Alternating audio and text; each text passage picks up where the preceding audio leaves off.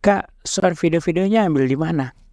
Oke, kalau untuk sound video-video itu saya ambil di dua tempat. Yang kedua, masih banyak yang nggak tahu. Di-save dulu biar dilihat nanti. Pertama, saya ambil langsung dari aplikasi CapCut.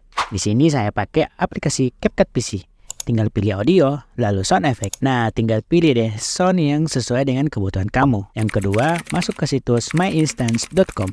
Di sini ada ribuan sound effect yang bisa kamu pakai. Ya, lagi viral. Juga ada. Dan di situs ini sangat update untuk sound effect terbaru.